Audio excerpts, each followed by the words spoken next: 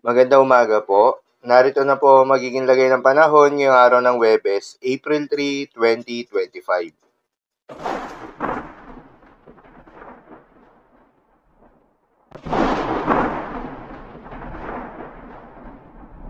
Sa kasalukuyan na tayong sa pag-asa, patuloy na umiiral itong northeasterly wind flow at asahan na magdudulot ito ng maulap na kalangitan na may kasamang mahihinang mga pag-ulan o pag-ambon sa may northern Luzon. Samantala, easterlies naman o yung mainit na hangin galing sa may karagatang Pasipiko ang patuloy namang nakakaapekto sa nalalabing bahagi pa ng ating bansa kasama ng Metro Manila. Dahil dito ay asahan yung generally fair weather condition, mainit at malinsangan na panahon sa umaga hanggang sa tanghali.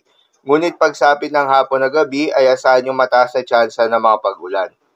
Magandang balita naman dahil ayon sa pag-asa ay wala tayong binabantayan na low pressure area o bagyo sa loob o malapit sa Philippine Area of Responsibility na maring makaapekto sa ating bansa. Para naman sa magiging lagay ng panahon ngayong araw ng Huwebes, dahil nga sa epekto nitong northeasterly wind flow, asahan sa Cagayan Valley, Apayao, Kalinga, Mountain Province at Ifugao ang maulap na kalangitan na may kasamang mahihinang mga pag-ulan. Habang sa Ilocos Region at nalalabing bahagi ng Cordillera Administrative Region, ay asahan naman yung bahagyang maulap hanggang sa maulap na kalangitan na may kalat-kalat na mga mahihinang pag-ulan na dulot pa rin ng northeasterly wind flow.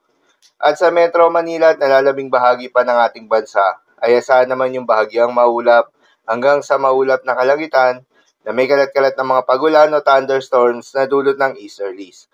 Posible ang mga pagbaha o pagguho ng lupa during severe thunderstorms. Madalas, nabobo ang mga thunderstorms na ito tuwing hapon o gabi na nagtatagal ng 1 hanggang 2 oras.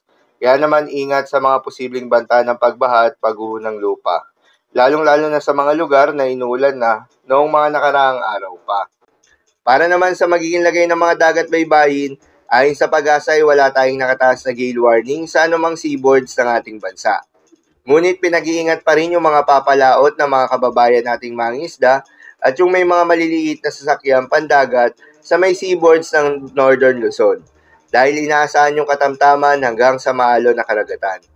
At sa nalalabing seaboards nga ng ating bansa ay asahan naman yung banayan hanggang sa katamtaman ng mga pag-alon, ngunit iba yung pag-iingat pa rin, lalo na kung meron tayong offshore thunderstorms activity, asahan yung paglakas ng hangin at kaakibat nito ay pagtaas rin ng mga pag-alon. So, yun lamang po para sa lagay ng panahon ngayong araw ng Huwebes. Keep safe, everyone.